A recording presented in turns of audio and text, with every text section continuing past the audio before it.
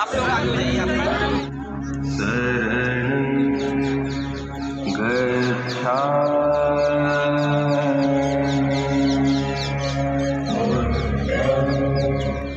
देश में जब संविधान आया है तभी सरकारें आई है, ना कि सरकार आई है तो संविधान आया। संविधान के माध्यम से कोई काम नहीं हो रहा। मैं ऐसा मानता हूं कि अगर संविधान के माध्यम से होता तो हमारे किसी भी जो है कि श्रद्धालु को या जो हमारे पूज्य जो भंते जी हैं उनको रोका नहीं जाता।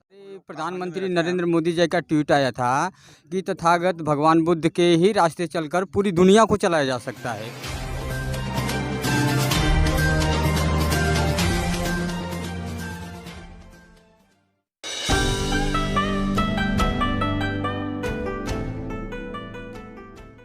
NB न्यूज़ 24/7 नीलम बौद्ध के साथ। और आज हूँ मैं सारनाथ की उस पावन धरती पर जहाँ पर कि महाकारुणिक तथागत बुद्ध ने पहला धम्मो उपदेश 5 परिव्राजकों को दिया था। जी साथियों, इस दिन के उपलक्ष्य में अगर मैं ये कहूँगी कि इस दिन को धम्म चक्र प्रवर्तन दिवस के रूप में भी मनाया जाता है, इसे आषाढ़ की पूर्णिमा भी कहा जाता है, इसे गुरु पर्व भी कहा जाता है, और भी कई विशेषताएं हैं आज के दिन की। तो मेरे साथ में आज यहाँ पर बहुत सारे लोग हैं, उन्हीं से चर्चा करेंगे आखिर आज के दिन का क्या महत्व है। सर, आपका नाम क्या है? एडवोकेट जय भीम प्रकाश। सर, कहाँ से आए हैं? दिल्ली से आए मैडम। सर, जानना चाहूँगी जो आज का दिन है उसका क्या महत्व है? मैडम, आज के दिन का बहुत बड़ा महत्व है, क्योंकि तथागत बुद्ध ने जब बोध गया में बोधि प्राप्त करी थी, यानी ज्ञान प्राप्त किया था, तो उसके बाद जो है भगवान बुद्ध के मन में एक नेगेटिव विचार आया था कि ये जो मैंने ज्ञान प्राप्त किया है ये बहुत सूक्ष्म है, ये बुद्धिमानों से बुद्धिमानों तक के लिए बहुत सूक्ष्म है, उनके लिए समझ पाना बड़ा मुश्किल है। और जो लोग आज मतलब जो है कि स्वर्ग नरक में, आत्मा में, ईश्वर में विश्वास करने वाले लोग हैं, तो इतने पाखंड और अंधविश्वास में फंसे हुए हैं, तो वो लोग मेरे इस ज्ञान को, मेरे इस धर्म को जो है कैसे समझेंगे। तो इस तरह से जो है तथागत बुद्ध के मन में ऐसा विचार आया कि क्यों ना अब मैं बेतुलम में लोगों का भी समय नष्ट करूँ, उनको भी थकान होगी, मुझे थकान होगी, और बेतुलम में हैरानी परेशानी होगी, तो क्यों ना मैं इस ज्ञान को जो है अपने लिए प्रयोग में लाकर कम से कम अपना तो भला कर लूँ। तो फिर उसके बाद जो है ब्रह्म संपत्ति नाम का एक पॉजिटिव विचार कहें या व्यक्ति कहें, तो उन्होंने उनको भगवान बुद्ध को जो है प्रेरित किया कि नहीं तथागत, ये संसार जो है बहुत मतलब जो है समय से जो है दुखों में घिरा पड़ा है, दुख से इसको मुक्त करने के लिए आपने जो मार्ग ढूंढा है, आप ही एकमात्र किरण है ऐसा कि जो है इस संसार के लिए, यदि आपने इस संसार का कल्याण नहीं किया तो ये संसार जो है दुख में ही डूबा रहेगा। सर, भगवान बुद्ध ने जिस तरह से 4 आर्य सत्य दिए, जिसमें कि पहला है कि दुनिया में दुख है, दुख का कारण है, उसका निवारण है, और उसके लिए एक मार्ग है, जो उस मार्ग पर चलेगा उसका कल्याण होगा।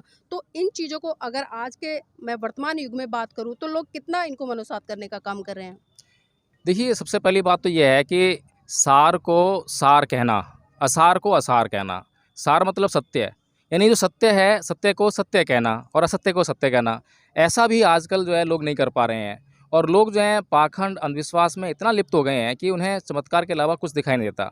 आज किसी भी छात्र को ये बोल दो आप जो है कि आप इसकी पूजा कीजिए तो आपके मार्क्स अच्छे आएंगे। अब उसको ये सोचने की जहमत नहीं उठाता है वो जो है छात्र कि मैं इसकी पूजा करके किस तरह से मार्क्स प्राप्त कर सकता हूँ, जबकि मैं अगर मेहनत करूँ, पढ़ाई करूँ तो मेरा जो है कल्याण हो जाएगा। लेकिन एक समस्या ये है कि लोग क्योंकि प्रमादी हैं, आलसी हैं, और वे मेहनत करना नहीं चाहते हैं, इसीलिए वे शॉर्टकट ढूंढते हैं। और उन्हें जब दिखाई देता है कि बिना पढ़े ही कोई अगर अच्छे मार्क्स प्राप्त किया जाते हैं, एग्जाम में पास हो जाता है, नौकरी मिल सकती है, तो फिर मैं मेहनत करने के बजाय मंदिर जाऊँ, मस्जिद जाऊँ, गुरुद्वारे जाऊँ और वहाँ पूजा अर्चना करूँ।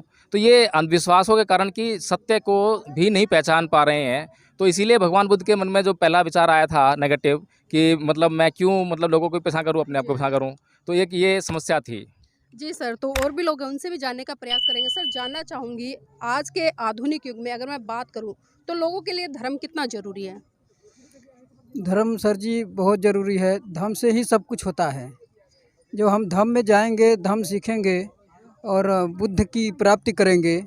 जो तथागत गौतम बुद्ध ने प्राप्त किया है ज्ञान, अगर हम उस ज्ञान को प्राप्त कर लें तो सबका कल्याण हो सकता है। हमें देवी दुर्गा, काली, भगवती के मंदिर में जाने से कुछ नहीं होगा। तथागत गौतम बुद्ध ने कहा था कि बुद्ध की प्राप्ति करो, यानी कि बुद्ध की पूजा करो, बुद्ध की प्राप्ति करो, ज्ञान को पूजा करो। आपको ज्ञान होगा तो सब कुछ होगा।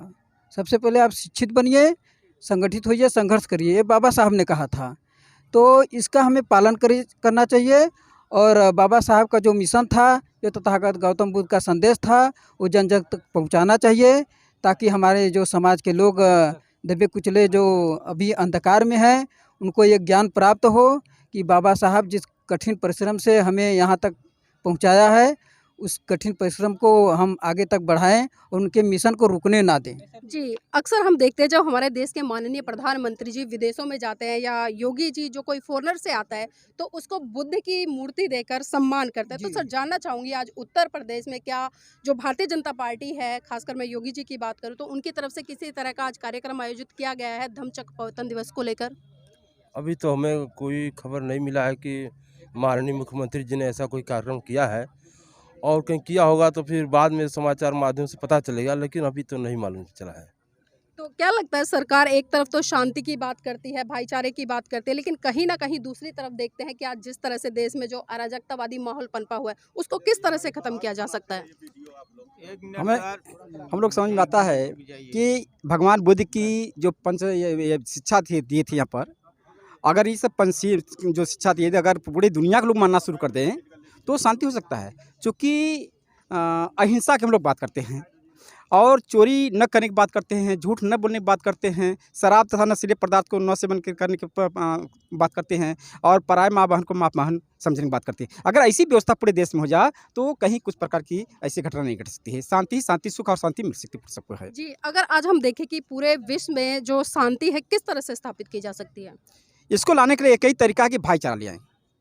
यह जब तक हम लोग एक दूसरे से मिलेंगे नहीं, भाईचारा नहीं रहेगा, तब तक हम लोग का शांति नहीं हो सकती। इसके लिए तो हमें जी, लेकिन एक तरफ हम देखते हैं या आरएसएस हो या भारतीय जनता पार्टी हो, कहीं ना कहीं वो ये बात करती है कि अगर इस देश में राम की स्थापना होगी, उनकी आइडियोलॉजी की स्थापना होगी तो भारत विश्व गुरु बनकर उभरेगा और देश में भाईचारा और शांति की स्थापना होगी। क्या लगता है कि आप उनकी बात से सहमत हैं?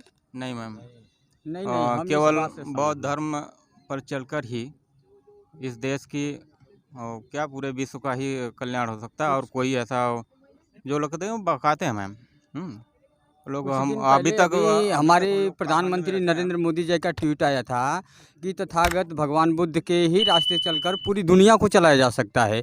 और मैं तो ये कहूँ कि जिस जगह में हम लोग यहाँ पे खड़े हैं, इस जगह में अभी कुछ दिन पहले अभी हमारे भंते चंद्रमा जी जो थे, अभी इसको बचाने के लिए ये जो हम सभी लोग का जो समूह खड़ा है, इनको करने के लिए हम लोगों ने वहाँ तक वो लड़ाई लड़ी है। इस शासन व्यवस्था ने हमें रोकने की कोशिश किया ताकि ये अपने धर्माभ्यास ना कर सके, अपनी पढ़ाई लिखाई ना कर सके, अपने को जागरूक ना कर सके, अपने को ध्यान में ना ला सके। तो इसके लिए सरकार ने तो रोकने का काम किया। सरकार आज क्या कार्यक्रम कराएगी?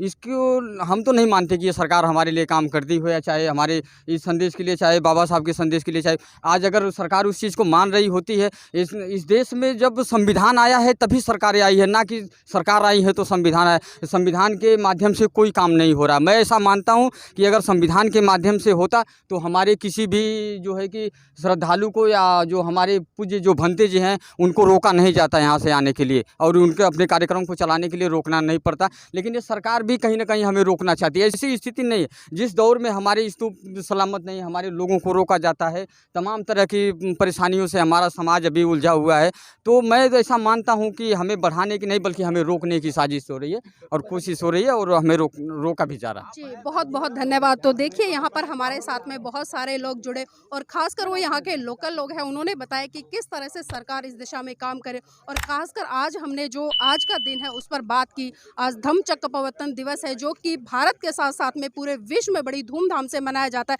खासकर उन देशों में जहाँ पर बुद्ध की आइडियोलॉजी है, बुद्ध की विचारधारा है, बुद्ध को मानने वाले लोग हैं। लेकिन अगर हम कहीं ना कहीं भारत में देखें तो हमारे माननीय प्रधानमंत्री जी बड़े गर्व से जिस तरह से कहते हैं कि मैं बुद्ध की धरती भारत से आया हूँ, लेकिन बड़ा दुख होता है जब हम देखते हैं कि भारत में बुद्ध के साथ में युद्ध होता नजर आता है। तो सोचने वाला विषय है साथियों। आज देश भर में, विदेशों में इस त्यौहार को बड़े हर्षोल्लास के साथ मनाया गया। तो मैं दोबारा से एक बार फिर से सभी दर्शकों को, सभी श्रोता जो देख रहे हैं देश विदेश में, भारत में, उन सभी को बहुत बहुत मंगल कामनाएं देती हूं, और उम्मीद करूंगी कि इस वीडियो को आप ज़्यादा से ज़्यादा शेयर करेंगे, लाइक करेंगे। अगर अभी तक आपने हमारे चैनल को सब्सक्राइब नहीं किया है, चैनल को जरूर सब्सक्राइब करेंगे और वीडियो पे कमेंट करना बिल्कुल भी ना भूलें।